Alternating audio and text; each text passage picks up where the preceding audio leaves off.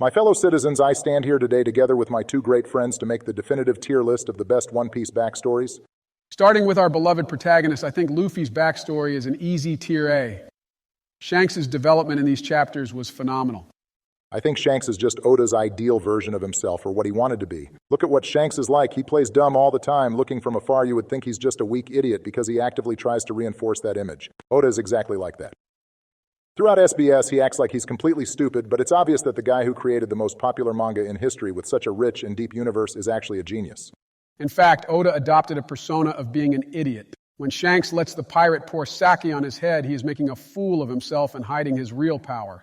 But when he wrote the first chapter of One Piece, Oda wasn't the greatest mangaka in history. Yes, I imagine that Shanks is something like an archetype of what Oda considers to be virtuous, so much so that the big moment that makes Shanks respected is when he sacrifices his arm.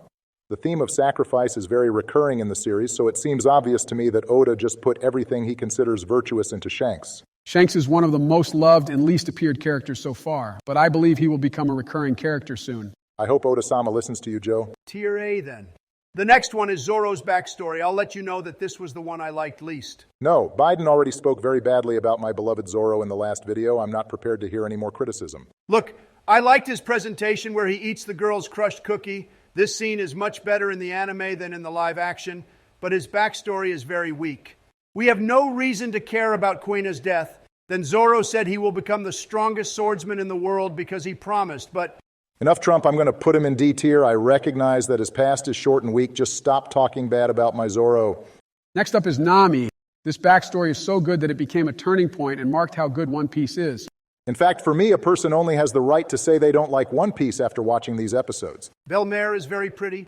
Fuck you, Trump. Belle-Mère is an incredible character responsible for one of the most emotional scenes in the series, and the only thing you have to say about her is that she is beautiful. But Brock, he's right. Belle-Mère is very pretty. Okay, it's true. She's really pretty. What were we talking about? Nami's past. One thing that I find very interesting is that Luffy didn't hear Nojiko tell Nami's story, so he may not know to this day why she betrayed the crew. This is an interesting ability of Luffy's that was demonstrated in several scenes.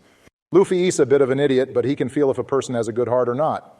The opposite happened with Blackbeard. In Jaya's speech, Luffy displays dislike for him, even though Blackbeard was being friendly with his words. The speech in Jaya was really cool. Luffy trusts his instincts so much that even without knowing any of Nami's motives, he gives up the straw hat, his greatest treasure, and goes to fight Arlong.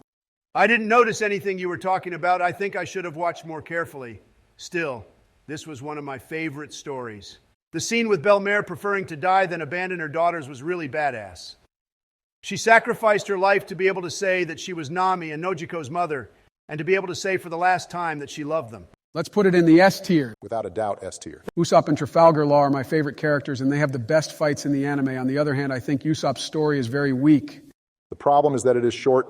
The concept of him shouting that the pirates were coming is very interesting because it was a way of saying that his father was coming back and then cheering his mother. However, there isn't much to say about his past beyond that. D tier. Now it's time for Sanji. This one had a really good backstory. The scene of him going to steal the old man's food and discovering that there was only gold in the bag was brilliant. Him being a cook who once went hungry makes the character much more interesting. Furthermore, he has a very good second backstory in the whole cake arc. His backstory was the only good thing in that arc. Don't say that Biden, the arc was a little long in the anime, but there were a lot of good things in it too. Big Mom's backstory is a good example. Big Mom ate everyone. That was sinister. I didn't expect that. I think this was the heaviest thing that has ever appeared in One Piece. When you watch it for the second time, it becomes even more macabre, especially because the narrator keeps saying that it was the best birthday of his life and things like that. When you know in advance what this means, it becomes absolutely scary. S tier for Big Mom and S tier for Sanji. That's it, Trump. A good One Piece tier list has to have S tier reign. Fine,